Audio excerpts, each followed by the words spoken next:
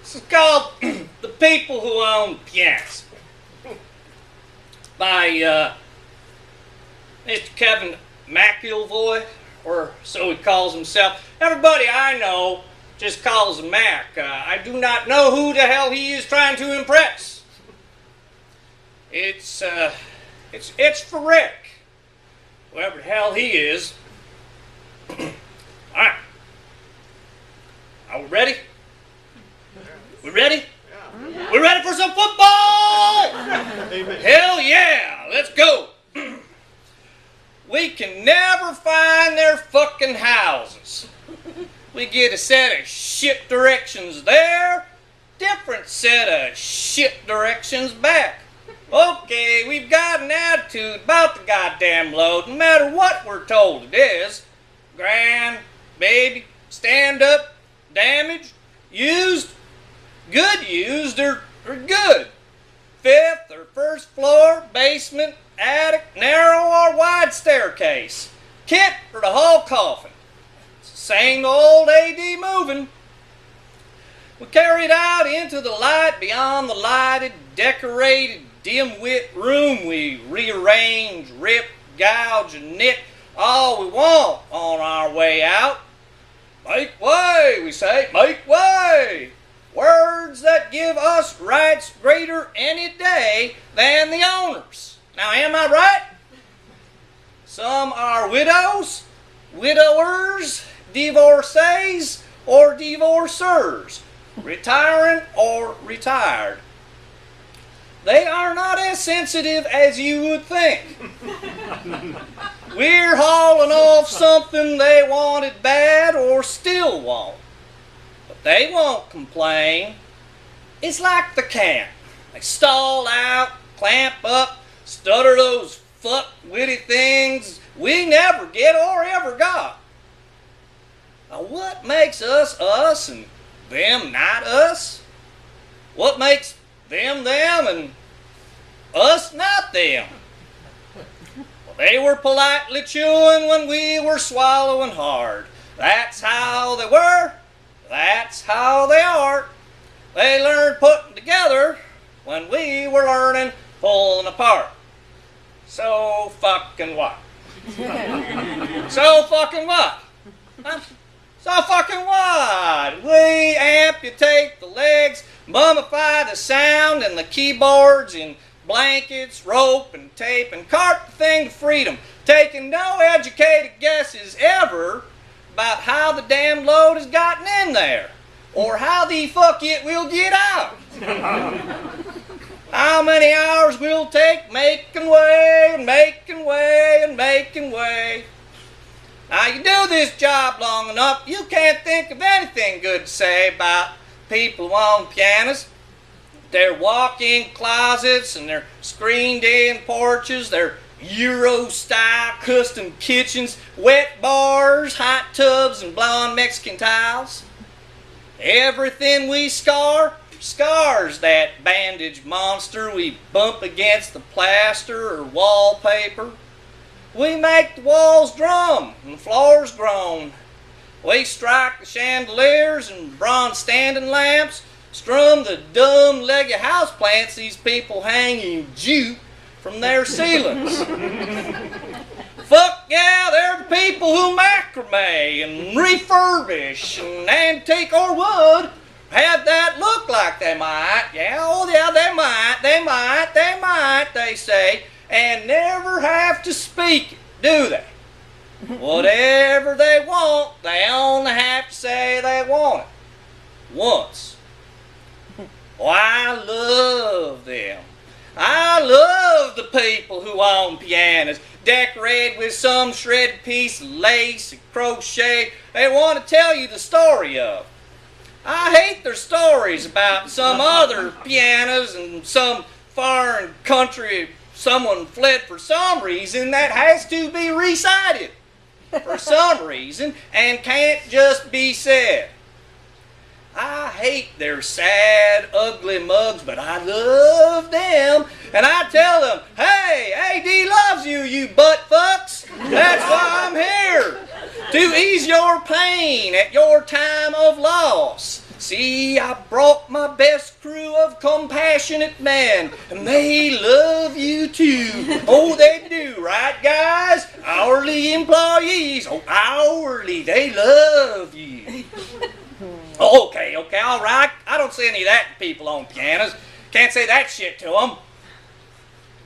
If they want, they can talk. Oh, God, they can talk. They can. And you can listen. One time, this guy says to the crew, and the crew was all parked on his couch because he told us to. He made us. He was about to fucking cry, and they called us, boys, he said, boys, our dog is gone to prison, boys, for life. Strange thing to hear from an old guy sitting alone at his worthless stand-up piano with no hour inside. One chair at his table, one empty glass at his place, who probably meant our son, our grandson, or our minister has gone to prison, but couldn't have meant the dog unless it was another dog than the haunted-looking bald and red hound dog cowering like a convict or ex-con against the piano pedals and gumming a rubber doll baby that kept its eyes and mouth shut, its arms and legs straight out. Boys, the old man said, I was a piano mover. Gray boogers floating in both his eyes. Can you believe it? Fuck no, he thought, fuck no. I said, oh hell no, I didn't really say it, couldn't. But must have almost did, because he made a snorting sound and said, fuck yeah. Now the people who own pianos are never people who moved them. He couldn't have been the player, couldn't have been his piano. Get off my bed, he growled. His bed? Well, hell, I guess it might have been a fold-out or something. How do you know? Because their couches ain't always couches, and their groomed, good-looking dogs are more like blue or yellow budgies in sparkling wire cages. He couldn't have been the owner. Couldn't have been his dog. Our dog was the one who played, he said. Probably meant our daughter, our granddaughter, our ghost, our God played this monster. But we got up anyway. We petted his dog, named after that prick George Bork. It was on his tags. Hey, get this, we said to the old guy who couldn't have got it, owned it, or named it Bork. We said, Bork. But Bork never moved. Never stretched, yawned, scratched, twitched, just chewed on the doll's 8 toes and hummed and made the old man same snoring sound. Fetch, we said, and threw the old man's magazines and sheet music and sofa pillows and shit like that at Bart's head with no results. But the old man on his piano bench flinched, bent, and all of a sudden he thumped the closed key cover and said, like it meant something, piss on it. He meant on it all. The whole thing. Piano makers, buyers, sellers, movers, players, traders, and the entire damn unjust prison system. But at first, we thought he wanted us to lift our legs and piss on his dog. And we looked at Bart like he was a fire hydrant, and he might have been, he was that red and that immovable and that goddamn stupid. And he said, piss on it. Again. Which we didn't. And he said, do you know who I am? Which we didn't. He said, of course not. And he shook his head. Now, I guess that's when we decided to screw him over. Love is like that, you know. And we took the piano, took the couch, the table, took the one chair, the one glass, magazines, and sheet music.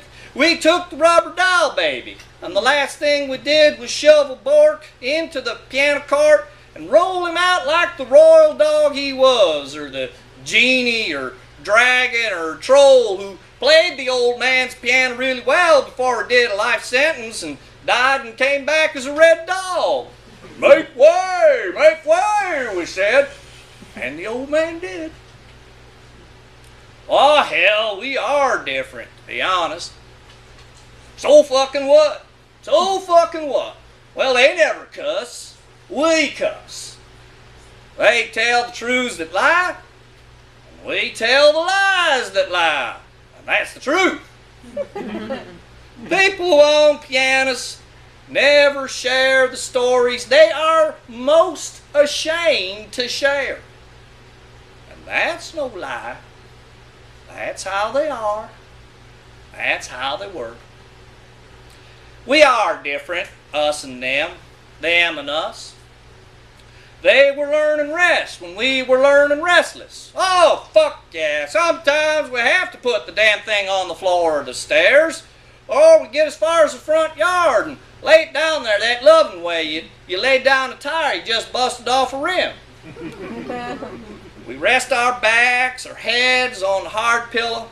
That hard, lost island of over-ambitious, under-talented piano bangers. The hard, silent coffin. You could fit 3 little Mozarts and their wigs inside. We slap the black giant on its ass, or pet its smooth, hard chest, or we make a guess at middle C and play muffled chopsticks through the ropes and tape and blankets. What? Did you think we never knew people who play piano? Well, we did. And all the people on pianos stare at us through their clean front windows, or lean out their solid walnut doors, or stand on but not beyond the front edges of their long driveways and lawns. They don't like our cussing, laughing, or our doll called sleeping ugly, dreaming of 2 more toes, of chewing on the dog to show him what it's like, dreaming of some clothes, for God's sake, to cover her genitals, and some cash to cover her ass on the short fall into trouble and the long climb out of it. Dreaming of a halfway house, or a hospital room, or a cardboard box on a steel steam grate. Dreaming of toothaches and nosebleeds and rubber, why not, real scabs and nails to pick off those scabs. And dreaming of prescription drugs and sex toys and sleeplessness. Fabulous fucking sleeplessness. And teeth and a tongue and the spit to go with it, and bile and blockage and gas and life-size shit. No bitchy sisters and no goddamn prince.